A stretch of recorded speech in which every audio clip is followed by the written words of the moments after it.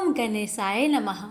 प्यारे भक्तगणों, आज मैं आप सभी को सुनाऊंगी दशा माता के व्रत के दिनों में सुनी जाने वाली गणेश भगवान की पुण्य फल देने वाली कथाएं। किसी भी व्रत में गणेश जी की कथा श्रवण करने से व्रत का पूरा फल प्राप्त होता है। अगर आप दशा माता का व्रत कर रहे हैं तो गणेश भगवान की कथा का श्रवण अवश्य कीजिएगा। आपका व्रत सफल होगा, सभी मनोकामना पूर्ण होगी। तो आइए श्रवण करें कथा। पौराणिक कथा के अनुसार एक बार गणेश जी तपस्या कर रहे थे। तभी वहाँ से तुलसी जी गुजरी और गणपति के रूप, रंग और भक्ति को देखकर उन पर मोहित हो गई और उनके सामने विवाह का प्रस्ताव रख दिया। लेकिन गणेश जी ने खुद को ब्रह्मचारी बताते हुए तुलसी जी का विवाह प्रस्ताव ठुकरा दिया, जिससे क्रोधित होकर तुलसी जी ने गणेश जी को श्राप दिया कि तुम्हारे 2 विवाह होंगे। गणेश जी का मुख 2 दांतों के साथ शोभायमान होता था, परंतु एक बार भगवान परशुराम ने क्रोधवश उनका एक दांत फरसे से काट दिया था, जिस कारण से गणेश जी एक दंत या वक्रतुंड कहलाने लगे। लेकिन उनके इसी एक दांत और लंबोदर रूप के कारण कोई उनसे विवाह करने को तैयार नहीं होता था। इससे रुष्ट होकर गणपति अपनी सवारी मूषक की सहायता से दूसरे देवताओं के विवाह में बाधा पहुंचाने लगे। सभी देवताओं ने अपनी समस्या जाकर ब्रह्मा जी से कही। ब्रह्मा जी ने सभी देवताओं और गणेश जी की समस्या का समाधान निकालने के लिए अपनी 2 पुत्रियों रिद्धि और सिद्धि को गणेश जी के पास शिक्षा ग्रहण करने के लिए भेज दिया। जब भी गणेश जी किसी देवता के विवाह में बाधा पहुंचाने जाने वाले होते, उसी समय रिद्धि और सिद्धि उनसे कोई प्रश्न पूछ देती, जिससे उनका ध्यान बढ़ जाता और उधर देवताओं का विवाह निर्विघ्न संपन्न होने लगा। गणेश जी को जब इसका आभास हुआ तो वे रिद्धि और सिद्धि को श्राप देने लगे। तभी अचानक ब्रह्मा जी ने रिद्धि और सिद्धि से उनके विवाह का प्रस्ताव रख दिया, जिसके लिए गणेश जी तुरंत मान गए और उनकी स्वीकृति के एक साथ रिद्धि और सिद्धि से उनका विवाह संपन्न हुआ, जिनसे इन्हें शुभ और लाभ 2 पुत्र की प्राप्ति हुई। प्रेम से बोलिए गणेश महाराज की जय, रिद्धि सिद्धि माता की जय। एक बार गणेश जी ने पृथ्वी के मनुष्य की परीक्षा लेने का विचार किया। वे अपना रूप बदलकर पृथ्वी पर भ्रमण करने लगे। उन्होंने एक बालक का रूप बना लिया। एक हाथ में एक चम्मच में दूध ले लिया और दूसरे हाथ में एक चुटकी चावल ले लिए और गली गली घूमने लगे। साथ ही साथ आवाज लगाते चल रहे थे, कोई मेरे लिए खीर बना दे, कोई मेरे लिए खीर बना दे।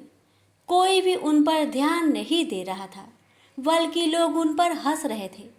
वे लगातार एक गांव के बाद दूसरे गांव इसी तरह चक्कर लगाते हुए पुकारते रहे, पर कोई खीर बनाने के लिए तैयार नहीं था।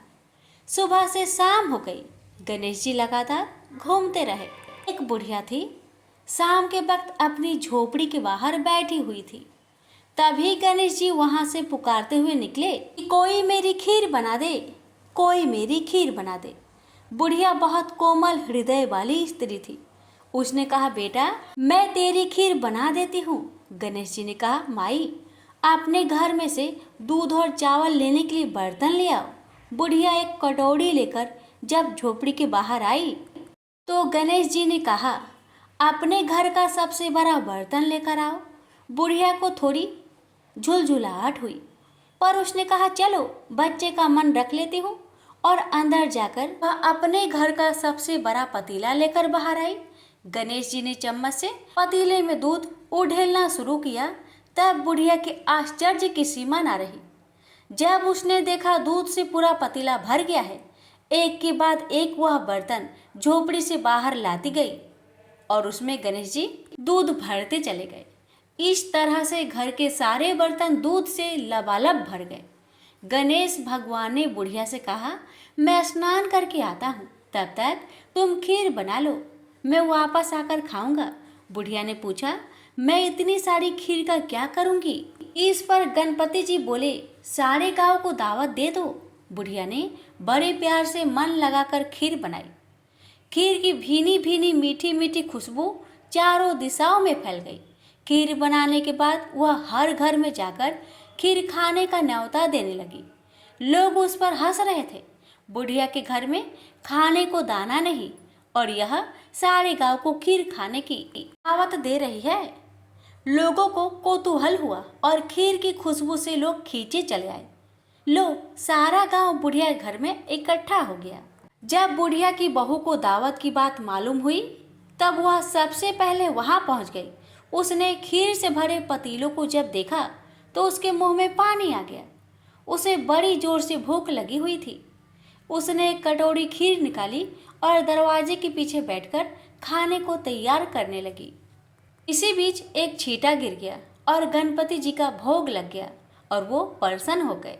अब पूरे गांव को खाने की दावत देकर बुढ़िया वापस अपने घर आई। उसने देखा बालक वापस आ गया था। बुढ़िया ने कहा, बेटा खीर तैयार है, भोग लगा लो। गणपति जी बोले, माँ भोग तो लग चुका है, मेरा पेट पूरी तरह से भर गया है, मैं तृप्त हूँ, अब तू खा, अपने परिवार और गांव वालों को खिला। बुढ़िया ने कहा, यह तो बहुत ज्यादा है, सबका पेट भर जाएगा, इसके बाद भी यह बच जाएगी। उस बची खीर का मैं क्या करूँगी? ईश्वर गणेश जी बोले, उस बची खीर को रात में अपने घर के चारों कोनों में रख देना। और बुढ़िया ने ऐसा ही किया। जब सारा गांव जी भरकर खा चुका तभी ढेर सारी खीर बच गई। उसने उसके पत्र को अपने घर के चारों तरफ रख दिया। वहां उठकर उसने क्या देखा? पतीले में खीर के स्थान पर हीरे, जवाहरात और मोती भर गए हैं। वह बहुत खुश हुई।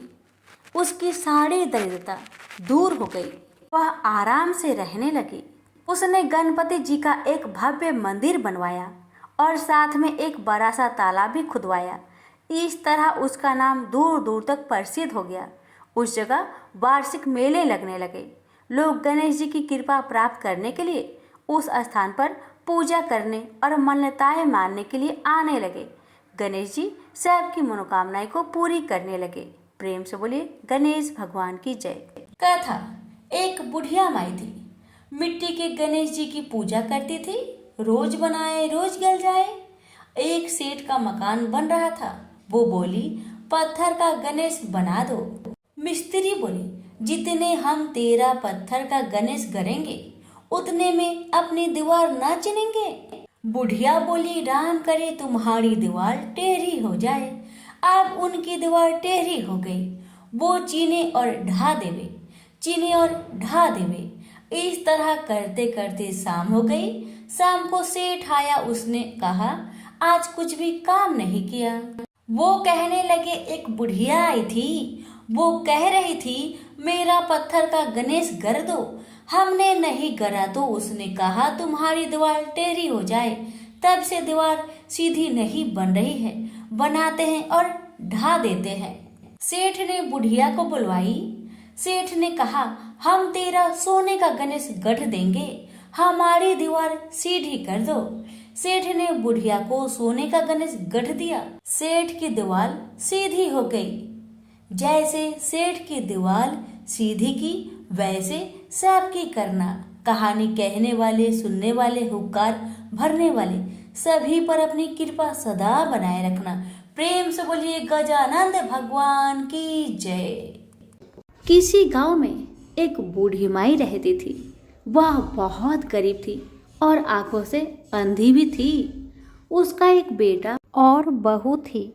वह बुढ़िया सदैव गणेश महाराज की पूजा किया करती थी। एक दिन गणेश भगवान उसकी श्रद्धा भक्ति को देखकर बहुत प्रसन्न हुए। गणेश भगवान ने सोचा, ये बुढ़िया माई तो आंखों से अंधी है, फिर भी मेरी पूजा पाठ कितना श्रद्धा के साथ करती है, इसलिए मुझे इसके लिए कुछ करना चाहिए।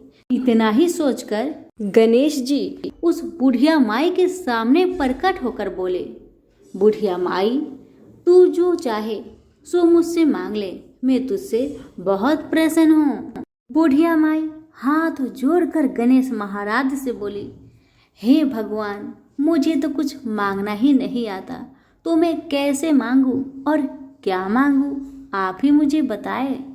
बूढ़ी माई की बातें सुन गणेश महाराज कहने लगे, माई तू अपने बेटे बहू से पूछकर कुछ मांग लेना। तब बूढ़ी माई ने अपने बेटे से कहा, बेटा गणेश जी कहते हैं कि तू कुछ मांग ले, तो तुम बताओ बेटा मैं क्या मांगू। बेटा ने कहा, माँ तुम ढेर सारा धन दौलत मांग ले। बहू से पूछा तो बहू ने कहा कि आप नाती मांग लीजिए माँ जी। तब बूढ़ी माई मन ही मन में सोचने लगी, बेटा बहू तो सिर्फ अपने लिए ही सोच रहे हैं, मेरे लिए तो कोई सोचता ही नहीं। इतना सोचकर बूढ़ी माई ने सोचा, एक बार अपनी पड़ोसन से पूछ कर आऊं कि मेरी पड़ोसन क्या कहती है। बुढ़िया ने पड़ोसन से पूछा तो उसने कहा, बुढ़िया माई तो थोड़े दिन ही जिएगी, क्या तू धन मांगे और क्यों नाती मांगे, तू तो अपनी आंखों की रोशनी मांग ले जिससे तेरी जिंदगी आराम से कट जाएगी। बेटा बहू और पड़ोसन का राय लेकर बुढ़िया माई गणेश महाराज के पास आई और बोली, हे गणेश महाराज, यदि आप मुझ पर प्रसन्न है तो मुझे 9 करोड़ की माया दे, निरोगी काया दे, अमर सुहाग दे, आंखों की रोशनी दे, नाती दे, पोता दे और सब परिवार को सुख दे और अंत में मोक्ष दे। बुढ़िया माई की बातें सुन गणेश जी कहने लगे, बुढ़िया माई तुमने तो हमें ठग लिया, फिर भी जो तूने मांगा वजन के अनुसार सब कुछ तुझे मिलेगा। यह कहकर गणेश महाराज अंदर ध्यान हो गए। उधर बूढ़ी माई ने जो कुछ मांगा वह सब कुछ मिल गया। गणेश जी महाराज, जैसे आपने उस बुढ़िया माँ को सब कुछ दिया वैसे ही सबको देना। कहानी कहने वाले, सुनने वाले, हुक्कारे भरने वाले सभी के परिवार पर अपनी कृपा सदा बनाए रखना। सभी मिलकर बोलिए, गणेश भगवान की जय हो। एक गांव था जिसमें एक सेठ जी अपने परिवार के साथ रहते थे। सेठ जी के गांव के पास के शहर में एक बड़ा व्यापार था। सेठ जी गणेश जी की पूजा श्रद्धा एवं विश्वास से करते थे, जिससे सेठ जी के घर में अन्न धन के भंडार सदा भरा रहता था। उनके जीवन में किसी प्रकार की कोई भी कमी नहीं थी। वह नित्य प्रतिदिन नियम अनुसार रोज वो नदी पर नहाने जाते और आकर गणेश जी की पूजा करते थे, उन्हें भोग लगाते थे और फिर स्वयं भोजन करते थे। यह बात सेठानी जी को अच्छी नहीं लगती थी। वो धार्मिक नहीं थी और ईश्वर में इतना विश्वास नहीं रखती थी। एक बार सेठानी जी ने सोचा, यह इतना गणेश जी को मानते हैं, गणेश जी की पूजा करते हैं, इससे होता ही क्या है, आज तो देखती हूँ वो कैसे गणेश जी की पूजा करते हैं। बस सेठानी दिमाग लगाकर अगले दिन जब सेठ जी नदी पर नहाने गए तो सेठानी जी ने गणेश जी की मूर्ति को उठाकर मूर्ति को कपड़े से ढककर बगीचे में जमीन में दबा दिया। जब सेठ जी नदी से नहा कर आए तो घर में देखते हैं कि गणेश जी की मूर्ति तो है नहीं। वह सेठानी से पूछते हैं, मेरी गणेश जी की मूर्ति मंदिर में क्यों नहीं है, कहाँ गया? तो सेठानी जी बोलती है, मुझे नहीं मालूम। सेठ जी गणेश जी को बहुत ढूंढते हैं पर उनकी मूर्ति घर में नहीं मिली। उस दिन सेठ जी गणेश जी का पूजा नहीं कर पाए और न ही उनको भोग लगा पाए। इसके लिए सेठ जी ने अन्न जल का त्याग कर दिया और गणेश जी से प्रार्थना करने लगे, हे प्रभु, लगता है आप मुझसे रुष्ट हो गए हैं और कहीं चले गए हैं। आप अपनी कृपा दृष्टि मुझ पर बरसाइए। हे प्रभु, मुझे दर्शन दीजिए। अब सेठ जी ने मन ही मन प्रतिज्ञा किया कि जब तक मुझे मेरे गणेश जी नहीं मिल जाते, मुझे दर्शन नहीं देते, मैं तब तक अन्न जल का त्याग करता हूँ। उस दिन पूरा दिन निकल गया। रात्रि में सेठ जी की भक्ति से प्रसन्न होकर गणेश जी भगवान ने सपने में गणेश जी भगवान एक छोटे से चूहे के साथ खेल रहे थे और चूहे को खाने को लड्डू दे रहे थे। चूहा लड्डू लेकर बगीचे में जाता है और जमीन को खोदता है और लड्डू वहीं डाल देता है। अचानक सेठ जी की नींद खुल जाती है। सेठ जी बगीचे में जाते हैं और वहीं खोदने लगते हैं। जहां पर उन्होंने चूहे को सपने में लड्डू दबाते हुए देखा था, ठीक वहीं पर खोदते हैं। गणेश जी की कृपा से, उनकी आशीर्वाद से वहीं पर गणेश जी की मूर्ति कपड़े में लिपटा हुआ मिट्टी के अंदर छुपा हुआ था। सेठ जी ने गणेश जी की मूर्ति को प्रणाम करके उन्हें लेकर घर आया और अच्छे से साफ सफाई करके उनकी पूजा की, उन्हें भोग लगाया। देखकर सेठानी ने पूछा, आपको गणेश जी कहाँ मिले? सेठ जी सेठानी जी से सपने की सारी कहानी बताते हैं। वह बात जानकर सेठानी जी को बड़ा आश्चर्य हुआ। सेठानी को मन ही मन श्रद्धा एवं विश्वास से गणेश जी भगवान की भक्त बन जाती है और सेठ जी से कहती है कि मुझसे बड़ा भारी अपराध हो गया है। अब हम दोनों पति पत्नी प्रेम सहित गणेश जी भगवान की आराधना करेंगे एवं उनकी पूजा में कोई भी कमी नहीं आने देंगे। यह सुनकर सेठ जी बड़े प्रसन्न हो जाते हैं और दोनों पति पत्नी गणेश जी भगवान को धन्यवाद करते हैं। जय बोलिए गणेश भगवान की जय, सदा ही जय। प्रभु अपनी अनुकंपा सेठ सेठानी के समान ही हम सभी पर बनाए रखना। कहानी सुनने वालों की सभी मनोकामनाएं पूर्ण करना।